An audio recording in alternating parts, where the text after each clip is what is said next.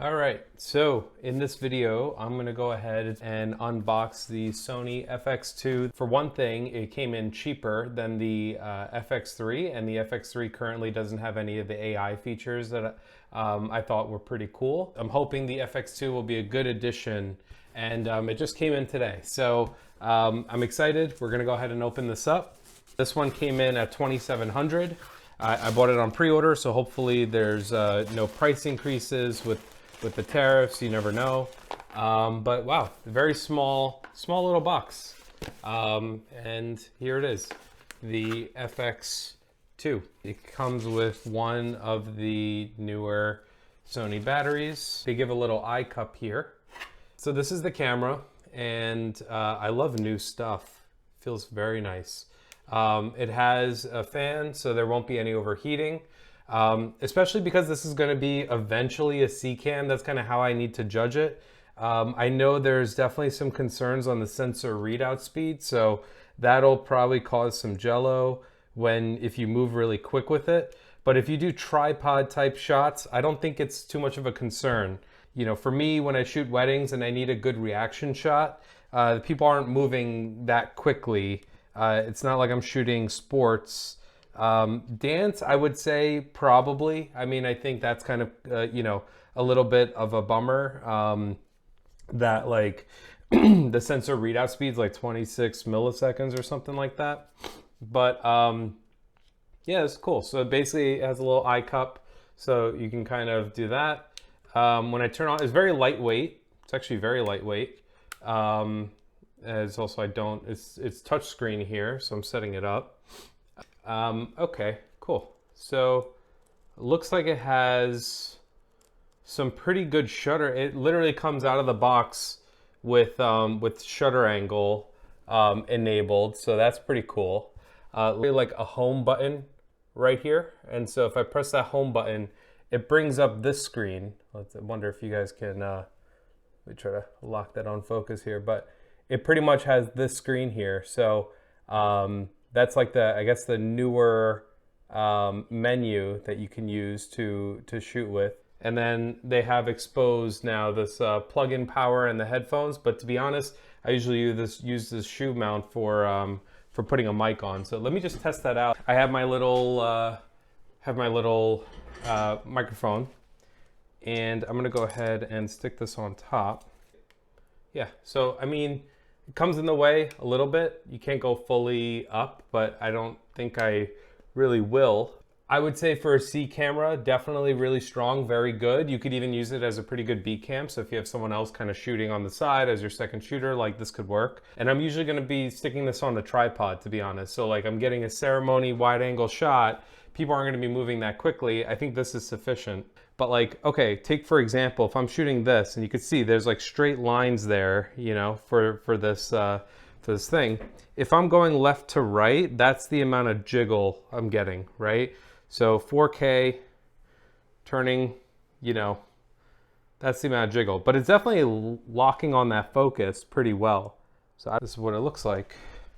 And right now, we're shooting with dynamic active stabilization. So I'm going handheld and shooting dynamic active, taking you guys through. And it's not terrible. I would say this is great. I'm gonna go ahead and turn off dynamic active, and we could just see what this same thing looks like. So let me do that now. And just so you know, like that, this is a 20 millimeter. So what you guys just saw was dynamic active on a 20 mil. So that's how much it cropped in for that. And I'm just walking the same way. And you know, you could see it was preventing all those shots because I can't hold the camera straight, you know, steady. And this is now on active mode. So if I just, you know, shake the camera, pan left to right, people were concerned about this jello. I don't know. We'll see. I hope you guys aren't getting dizzy, but like, yeah, I would say like using the flippy dial on the A1 Mark II is really tough to do at a wedding. Going from movie to still mode here, like very quickly to get a few shots and kind of go back, that's actually really solid.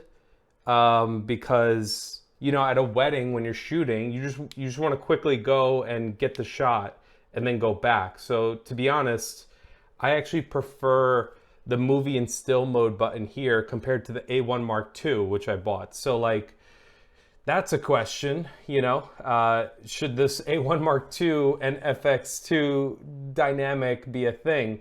Honestly, maybe I should just stick with the FX line and, you know, maybe just get the FX3, maybe sell my A1 Mark II and use the FX3 as a primary camera, use this as my C cam or B cam.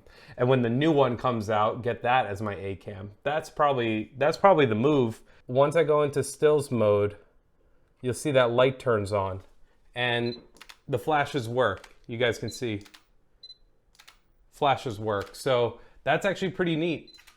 You pretty much have, that's actually really nice. I actually really like this for its photo capabilities, because you could literally, I could probably use this instead of the A1 Mark II because I'm not really shooting. I wonder how fast can it go? What's the speed? So it doesn't have any of the speed settings for the photos, which normally you would have that with the A1 Mark II, but like,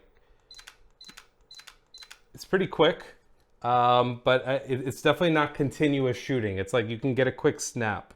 The FX2 to me is actually a good addition. I actually like it because it's cheaper and I love being able to get something for a bargain. You pretty much have an FX3 on bargain, but it can also shoot images. So that's pretty neat. How often am I gonna shoot images? Probably not that often, but sometimes you're at a wedding and you're like literally shooting a video and then someone's like, hey, can you take a picture of me? And you're like, well, I can only shoot video. Like, that's definitely the thing that you'll get with the FX3, you know, and for the A1 Mark II, I have to kind of go above and like flip it to the mode that I want for photos. This little thumb thing is super convenient, so I like that. That's the unboxing. Wish it came with the dual charger, but you know, it's fine. $2,700 and this is what we got, so I like it. All right, so here we are, just shooting this, and I'm just panning left to right. I don't know if I'll ever go that fast, but like, I'm going here, going there. Seems fine. And this is in regular active mode. I'm gonna go ahead and shoot this in dynamic active.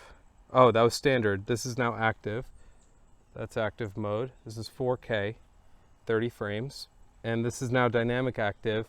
And this is if I do the same thing in dynamic active. So, but if I hold it, normally you're gonna wanna get like cinematic shots, you know, like this.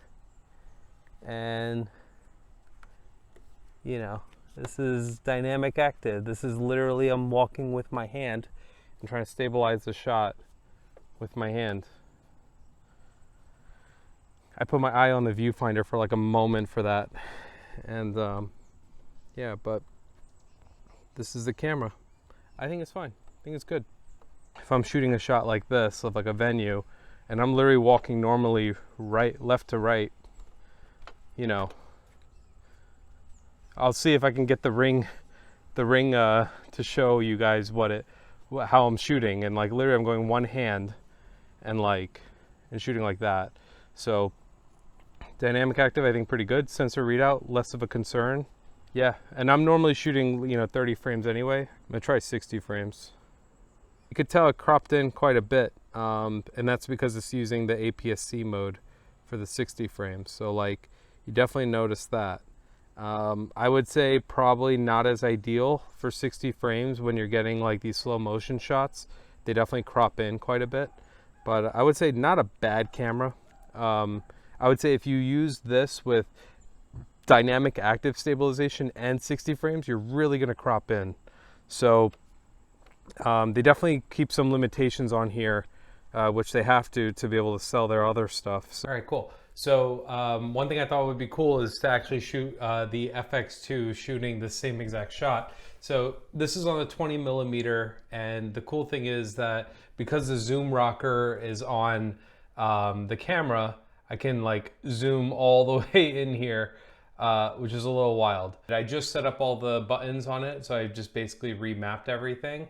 And one thing that was interesting was on the back of the camera, and I'll probably try to shoot some B-roll with this guy to shoot the back of this camera. But like basically one of the buttons, I changed it so that I can select the frame rate. So I can go from 20, honestly I'm selecting between 30 and 60 frames. So, but you can switch between 24, 30 or 60 frames on the back of the camera in one button, which that's actually very convenient. Normally I would actually remap all my settings to like 1, 2, and 3. Like normally here on this camera, you can see here that basically I would map the setting to this 1, 2, or 3 button here to toggle the different like 30, 60, 120 frames on here. Also has the shutter angle, which is better, to be honest, for video, because I'm always doing 180-degree shutter. So that makes it a lot easier to not have to worry about the shutter speed all that much.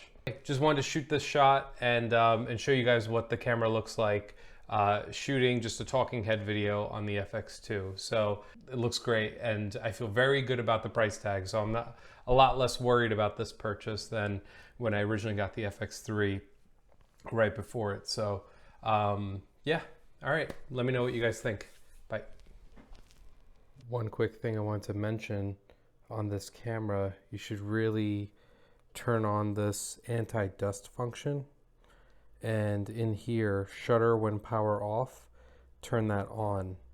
And what that'll do, just press OK, and what that'll do is now when you basically turn off the camera,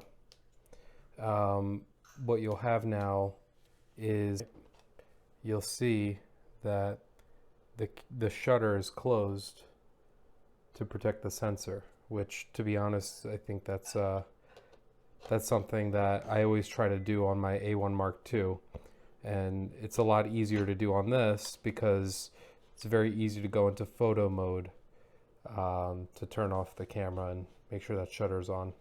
So that's a setting that's only available when you're in your, I think it's only available, you guys can let me know, but I think it's only available when you're in the photo mode.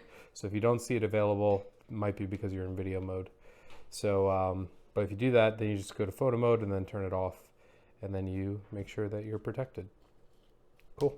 Guys, well, that's it. I think that's the end of it. I took it outside, took some shots. To be honest, this suffices. At $2,700, I'm saving a lot of money. But you do have limitations. That's why it's cheaper. So thank you guys. And yeah, I'll catch you guys when I can at the next one.